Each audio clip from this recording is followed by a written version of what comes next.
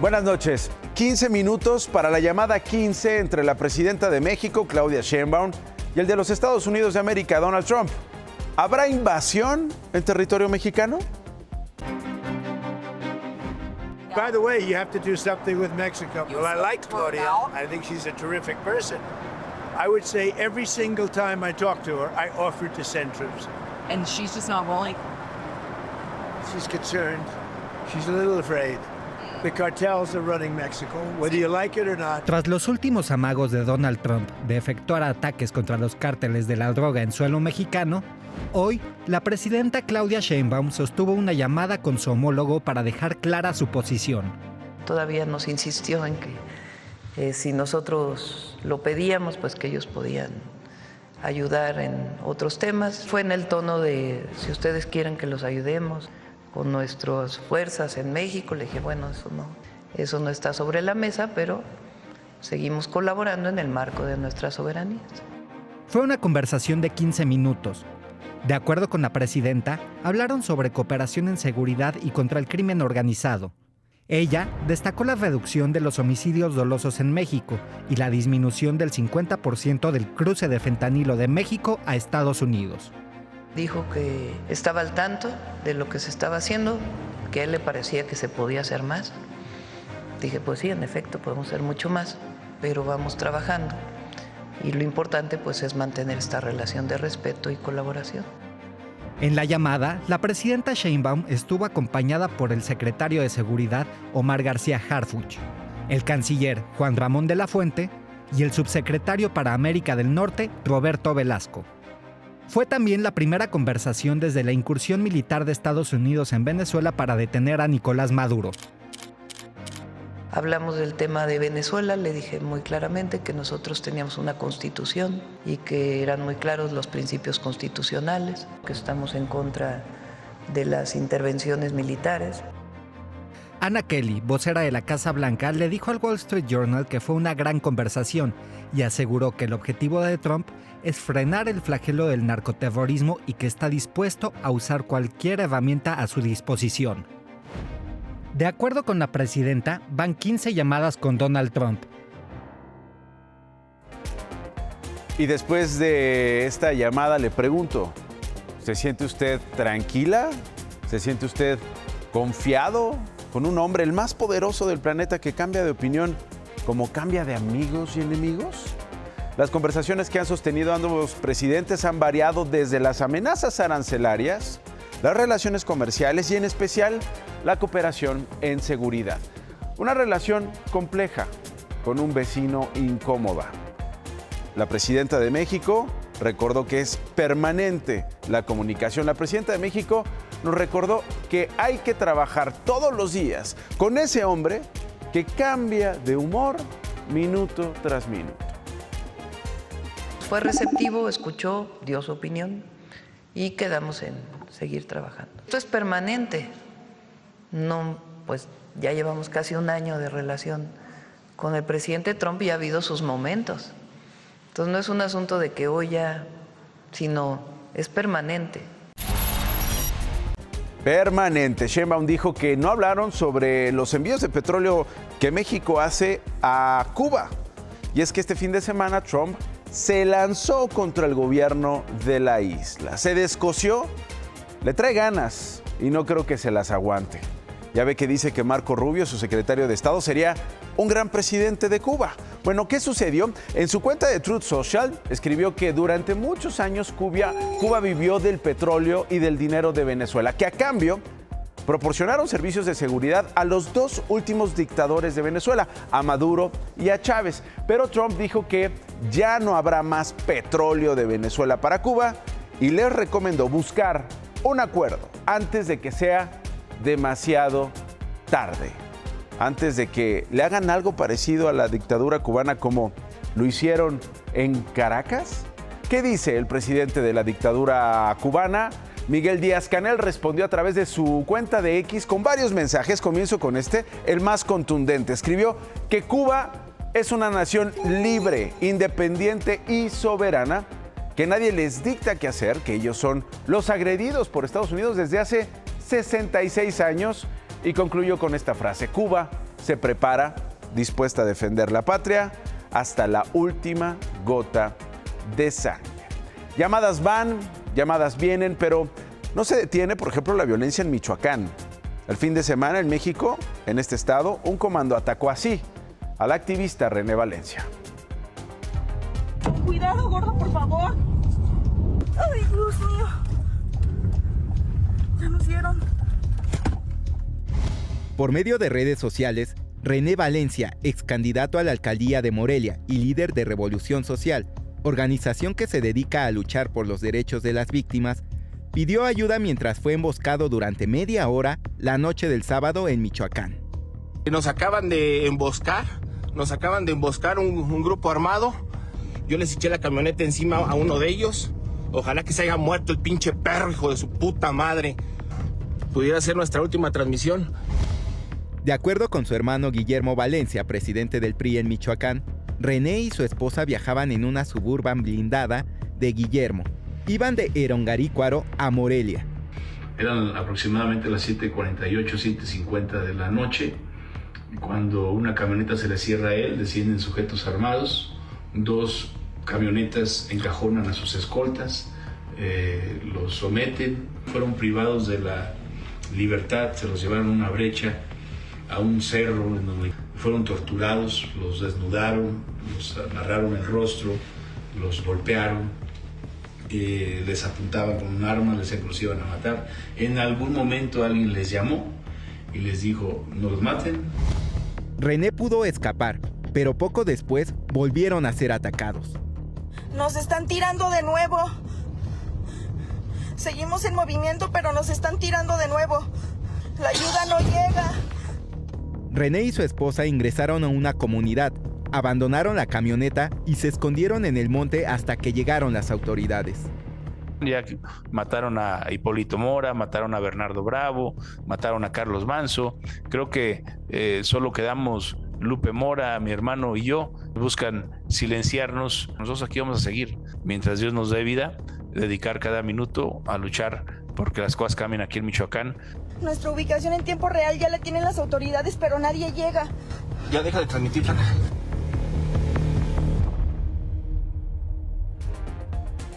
Terror absoluto. Los escoltas se recuperan de la golpiza y ya presentaron su denuncia ante la Fiscalía por los delitos de secuestro, amenazas, tentativa de homicidio y lo que resulte. René no ha podido presentar su renuncia.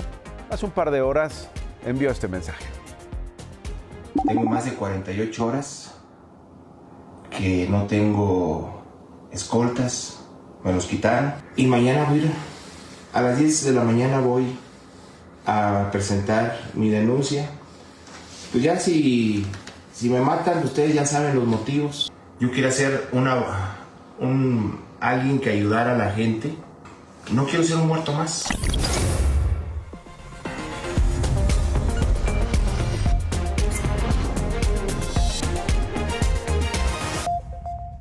La de hoy.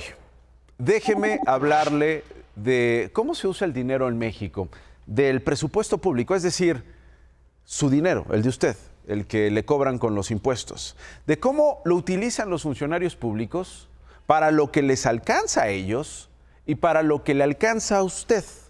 Comienzo con los 9 de 11 consejeros del Instituto Nacional Electoral que presentaron hoy sus propuestas técnicas para la reforma electoral, las cuales fueron recibidas por el presidente de esa comisión presidencial, Pablo Gómez, el mismo que dice que el INE no debería ya ser autónomo y que las elecciones las debería organizar la Secretaría de Gobernación. ¿Qué piensa usted? Bueno, pues eso es lo que piensa Pablo Gómez. Las propuestas incluyen varios puntos, entre ellas que se le garantice al INE, según plantearon los consejeros, un presupuesto anual con base al Producto Interno Bruto y el padrón electoral. Pero la propuesta fue rechazada de inmediato por Pablo Gómez. No hay lana, pero para lo que sí hay lana es para la caja chica de Adán Augusto López, que de chica tiene muy poco. En el Senado, el coordinador de la bancada de Morena es señalado de manejar discrecionalmente una bolsa presupuestal que creció 11,000%. ¿Quién la paga? Usted.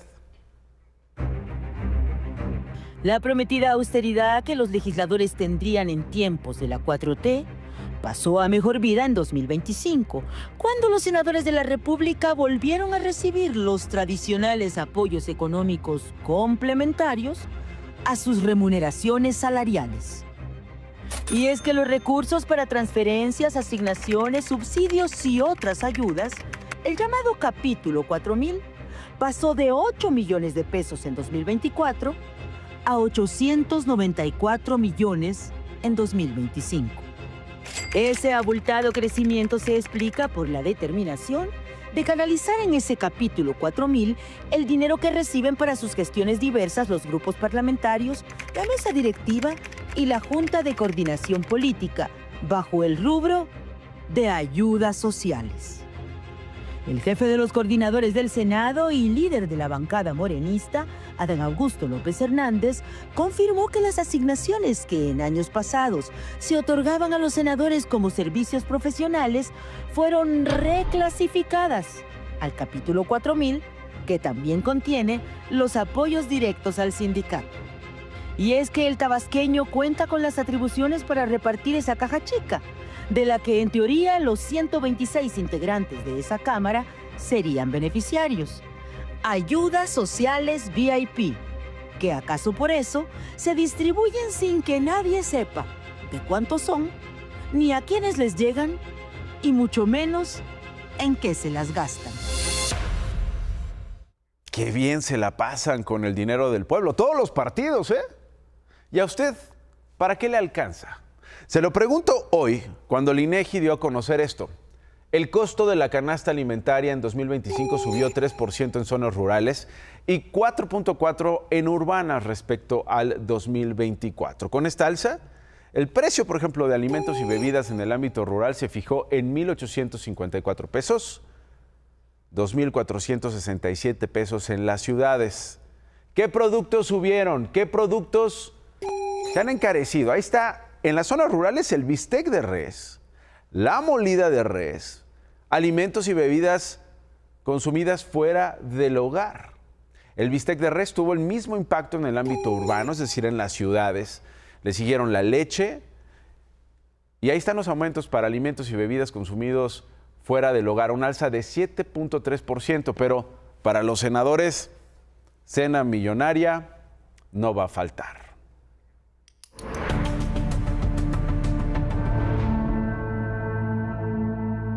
Por el homicidio de Carlos Manso, el presidente municipal de Uruapan, esta tarde fueron vinculados a proceso quien fuera su director de Relaciones Públicas y Protocolos, Samuel García, y un taxista identificado como Josué Elogio, alias El Viejito. Ambos detenidos la semana pasada están acusados de los delitos de homicidio calificado y lesiones calificadas. Los dos quedaron en prisión preventiva oficiosa. De acuerdo con el Ministerio Público, Elogio supuestamente era narcomenudista al servicio del cártel Jalisco Nueva Generación y le suministraba cocaína a Samuel García. Esto llevó al funcionario a participar de manera voluntaria, probablemente a cambio de droga, en el asesinato de Manso, proporcionándole al taxista la agenda y movimientos del alcalde. Incluso, según la autoridad, García supo con 15 días de anticipación que iban a matar a su jefe. Grecia Quirós, la presidenta municipal de Uruapan, viuda de Manso, deslindó al movimiento de sombrero de Samuel García. Decirles que Samuel García no era una persona que perteneciera al movimiento. Samuel pertenece a la Ciudad de México. Él pues llega, ofrece su currículum. Él trabajaba anteriormente en la Cámara de Diputados, era asesor de un diputado del PRI. Y es pues la carta de presentación que él da. Es muy desagradable lo que pasó con esta persona, porque en su momento Carlos le dio la confianza. Aquí quien traicione, quien no conozca la lealtad, quien no trabaje de una manera transparente, no tiene cabida en este movimiento. Eso queda claro y no hay vuelta atrás.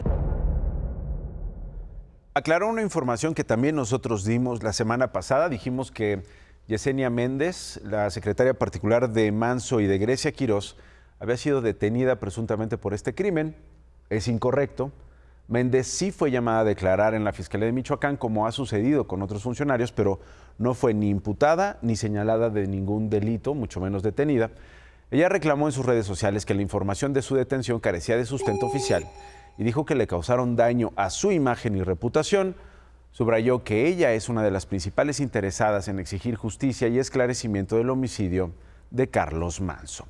Y de Michoacán a Veracruz, tras el asesinato del colega reportero Carlos Ramírez Casto en Poza Rica, la tragedia persigue el caso porque desde la noche del sábado fue reportada como desaparecida quien fuera su novia, Wendy Portilla, de 23 años, y su amiga, Karime Murrieta, de 22. De acuerdo con sus familiares, ambas desaparecieron luego de asistir al sepelio de Carlos en Poza Rica. Ahí se perdió contacto con ambas. Sus teléfonos fueron apagados. Hoy temprano la gobernadora Rocío Nale dijo que la Fiscalía Estatal ya investiga ambas desapariciones, aunque solo se ha presentado una denuncia.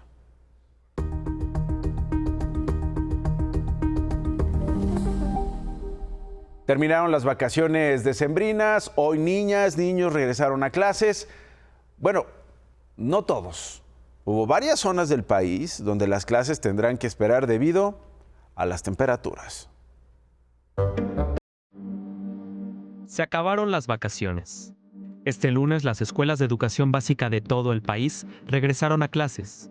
Hoy los niños, además de sus mochilas y cuadernos, llevaron bufandas y guantes. Es que tenía frío cuando me desperté. Estaba como unos 3 grados. No estuvo bien feo el frío porque sí me estuve temblando. Ay, sí hacía frío, pero no puse suétercito y ya, se me quitó. Estuvo potente. Hoy estaba programado el regreso de más de 23 millones de alumnos, 1 millón de docentes en 230,000 escuelas. Pero para algunos el Frente Frío 27 cambió los planes. La lluvia, vientos y bajas temperaturas provocó que 26 municipios al sur de Veracruz suspendieran clases. Sí, venía aquí, pero parece que suspendieron y como no tengo luz, pues no me enteré. Pero bueno, ya voy a regresar a mi casa. Lo mismo en 8 municipios de la zona centro de Sinaloa y en 15 escuelas de los municipios de Tianguistengo y Zacualtipán, en Hidalgo. La ciudad de Chihuahua amaneció a 3 grados centígrados. En la secundaria estatal 3008, solo el 10% de los estudiantes se presentó a clases. Empezamos a manejar dinámicas diferentes, como empezarlos a acomodar en los mismos salones para, obviamente, pues tener más calor humano. Por ser tan poquitos alumnos, pues tuvimos que manejar una estrategia diferente. Pero a pesar del frío, muchos estudiantes no perdieron la emoción por volver a la escuela. Ya quería regresar. Me gusta mucho estar en la escuela. Feliz de ver a mis amigos otra vez. Ya quería regresar. Pero otros, no tanto. Me sentí normal, la mera verdad. Quería seguir durmiéndome tarde y así, pero no. Y tuve que volver a la escuela. Ni modo. Para las primeras horas de mañana, prepárese porque se pronostica temperaturas menores a 0 grados en 19 estados del país. Se espera que en las zonas serranas de Chihuahua y Zacatecas lleguen a menos 15 grados. Las zonas altas de Baja California, Sonora, Nuevo León, Oaxaca, Puebla, Jalisco o el Estado de México también estarán bajo cero. Se espera lluvia intensa en Veracruz y posible caída de nieve o aguanieve en varios estados del norte, como Nuevo León, como Coahuila y como Durango, así como Zacatecas. Y en la Ciudad de México para mañana se activó la alerta naranja. Son 3 alcaldías las que preocupan: Milpalta, Tlalpan y Magdalena Contreras. Ahí se pronostican temperaturas entre 1 y 3 grados. Para el resto de las alcaldías, temperaturas entre 4 y 6 grados.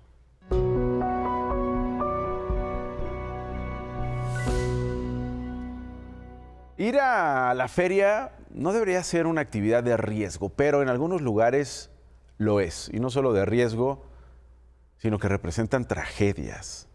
Mire, por favor, la historia de Javier. Él murió después de sufrir un accidente en un juego mecánico. Esta es la historia y esos son los pendientes que tienen las autoridades de todos los niveles para garantizar la seguridad de quienes asisten a estas ferias. Iban a bordo de uno de esos carritos, como tal pues lleva como que un eje. Al momento de que se desprende cae una de las estructuras de la parte de en medio. Anayeli vivía con su hermano Javier de 45 años. La última vez que lo vio fue el sábado en la mañana. Él le dijo que saldría a vender tacos de guisado a las calles que lo vieron crecer en el pueblo de La Candelaria, en la alcaldía Coyoacán. Luego saldría con Ángel, el hijo de su novia, a la Feria Patronal de los Reyes, a 2 kilómetros de su casa. Ahí, ambos tuvieron un accidente en un juego llamado Bulldog.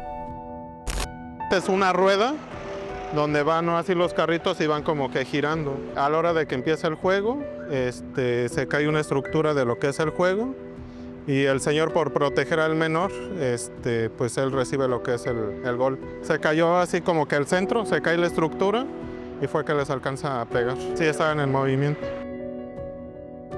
Javier no era un trabajador, no era parte del montaje. Era un asistente más que solo buscaba divertirse, que confiaba en que estaba en un lugar seguro y hoy está muerto.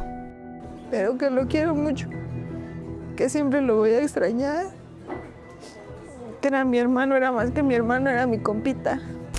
Ángel, de 11 años, está internado en un hospital privado. Tiene lesiones en la cabeza.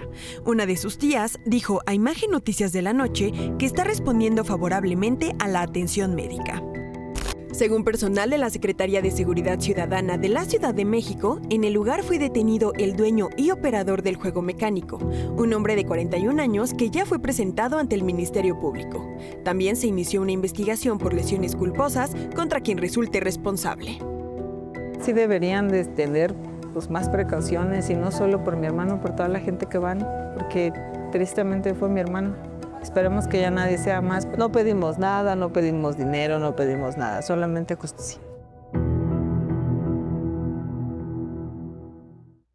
Y después de esto, después de la muerte de Javier, el lunes se realizó un baile con sonideros organizado por los responsables de la fiesta patronal de los Reyes, como si lo que le ocurrió a esta familia no importara, apenas unos metros de donde sucedió esta tragedia.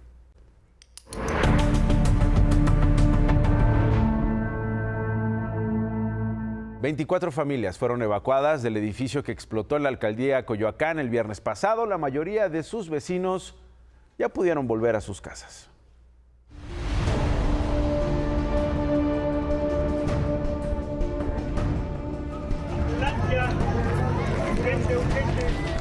¡Y por favor!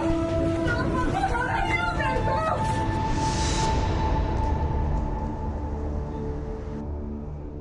Tres días después, los vecinos del 21B de Paseo de los Naranjos, en la colonia Paseos de Tasqueña, sacaron lo más valioso. Este es el valor sentimental de los 15 años de mi nieta apenas. Sacamos ropa, zapatos, vasos para poder irnos a vivir a otro lado, ¿no? El saldo de víctimas es el mismo, 2 heridos graves, uno en terapia intensiva en el Instituto Nacional de Rehabilitación y otro que entró a cirugía esta mañana en un hospital privado. 6 departamentos quedaron completamente destruidos. Los otros 18 y la vivienda del conserje también están dañados y no pueden habitarse. De la reconstrucción se encargará el gobierno central y tardará entre 8 meses y 1 año. Todas las ventanas están rotas, cocina, recámaras, todo, sala, todo. Los vidrios se fueron incrustando y movieron todas las cosas.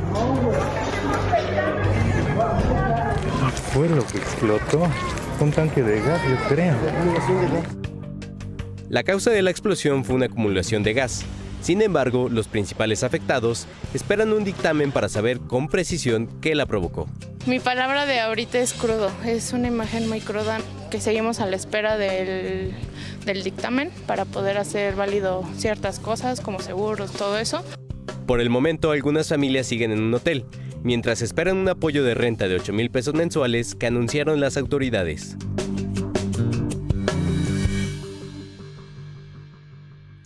Hoy se avanzó en la instalación de ventanas dañadas en los edificios vecinos. Todo esto a cuenta de la alcaldía. Lo que no va a ser cubierto por la alcaldía de Coyoacán son los daños en los vehículos. ¿Eso quién los va a pagar? ¿Cómo se paga en medio de esta cuesta de enero un daño a un parabrisas, un daño a un vehículo? Pues bueno, como puedan quienes sufrieron estos daños en sus coches. Y mire esta escena, una mujer de entre 20 y 25 años murió luego de ser degollada por un tren en la ciudad de Aguascalientes. De acuerdo con testigos, la joven colocó su cuello sobre uno de los rieles en las vías al escuchar que se acercaba el tren.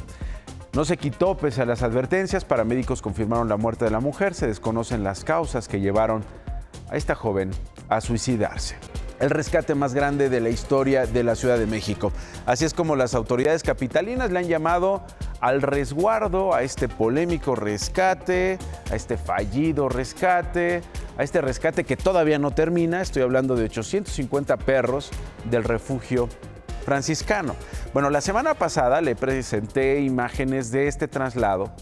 304 perros a un refugio de la Jusco, 371 a la Brigada Animal, 183 a un espacio en el Deportivo Hermanos Galeana en la alcaldía Gustavo Amadero. Bueno, este fin de semana se dieron a conocer imágenes que documentaron activistas. Este es el traslado, ¿no? Ese es el operativo que ya le había presentado. Ahora va a ver las imágenes de lo que encontraron estos activistas. Los perros todavía dentro de las transportadoras desde el 7 de enero, cuando los sacaron del inmueble en la carretera México-Toluca. Están en lo que será la Utopía, una obra que está en construcción, pero miren qué condiciones, con sus excrementos.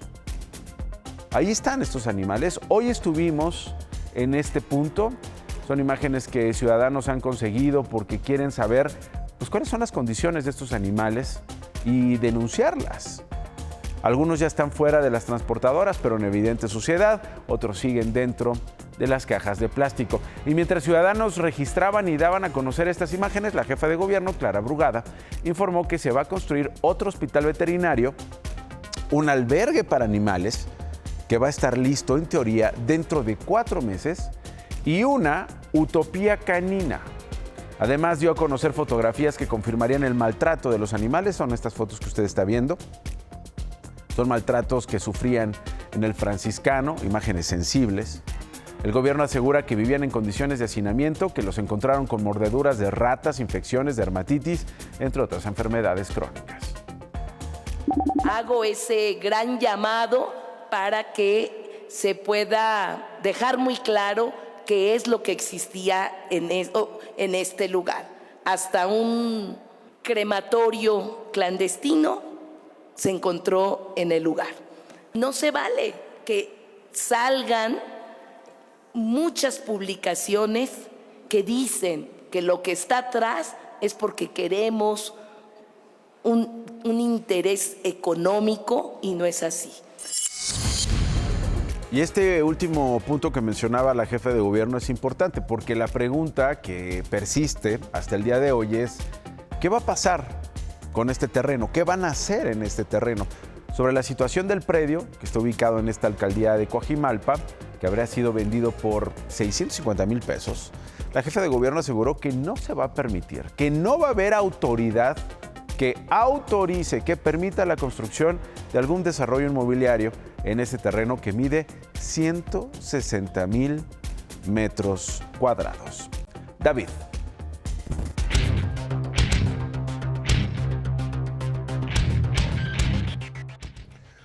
Una de las cosas más importantes en una economía es la autonomía, la independencia del Banco Central. Cuando un Banco Central es perseguido por los políticos, acosado por los políticos, vemos cosas como lo que hoy sucedió en el mercado en los Estados Unidos. Durante el fin de semana salió una acusación penal bastante frívola en contra de Jerome Powell por la remodelación en los edificios de la Reserva Federal. La reacción de los mercados, debilitamiento del dólar. La reacción de los mercados, todos los presidentes vivos de la Reserva Federal publicando una carta. En México, lo que tenemos que valorar de una manera importante es que desde 1995 tenemos un Banco Central autónomo y que en los momentos difíciles quienes integran la Junta de Gobierno han actuado siguiendo su mandato constitucional y no el capricho del gobernante en turno. Échame la cámara. Pues malas noticias para el campo mexicano, Nacho. Resulta que en los Estados Unidos está creciendo la producción y cayendo los precios. A ver qué hace Julio Verdegué, el secretario de Agricultura. Ya nos contarás, David. Gracias. El Papa León XIV se reunió en una audiencia privada de última hora con la líder opositora venezolana, también Premio Nobel de Paz, María Corina Machado. Estas son imágenes de su encuentro. En Venezuela, el Ministerio de Servicios Penitenciarios informó que fueron liberados 116 presos políticos. Esto es importante porque María Corina Machado habría estado con el Papa para pedirle que interceda para liberar más presos en su país. Naciones Unidas confirmó, sin embargo, que solo 50 de 800 salieron de la cárcel. Ayer se entregaron los Golden Globes, los Globos de Oro. El actor Mark Ruffalo se volvió el centro de la atención. Él y otros actores, otras actrices, que portaban un pin con la campaña Be Good, sé bueno, o sé la víctima de ICE, quien asesinó este elemento de ICE allá en Minneapolis, esta mujer que estaba dentro de su camioneta impidiendo que pasaran los vehículos de ICE. Mire lo que dijo del presidente Donald Trump, Mark Ruffalo. We're in the middle of a war with Venezuela that we illegally invaded. He's telling the world that international law doesn't matter to him. The only thing that matters to him is his own morality. But the guy is a convicted felon or convicted rapist. He's a pedophile. Más noticias. La presidenta Claudia Sheinbaum abanderó a la delegación, encabezada por Donovan Carrillo, que competirá en los Juegos Olímpicos de Invierno de Milano Cortina d'Ampezzo, que se celebrarán en febrero.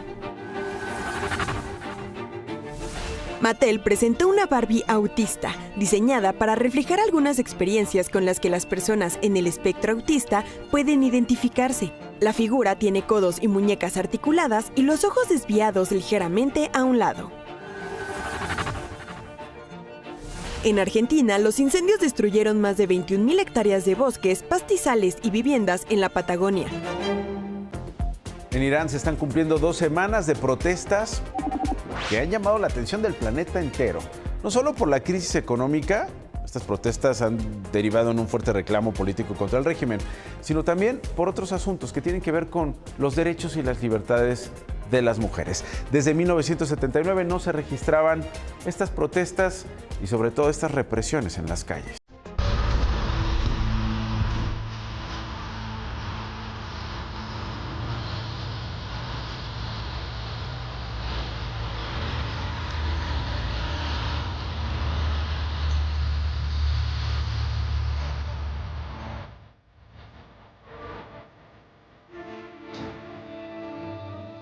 En redes circulan imágenes de enfrentamientos, calles militarizadas, heridos y familias denunciando abusos, pese a cortes de internet que ha llevado a cabo el régimen de Ali Khamenei en los últimos 3 días. El gobierno agravó el descontento de la gente al aumentar el precio de la gasolina en diciembre en medio de una inflación del 40%. Ahora amenaza con la pena de muerte para las personas que protesten.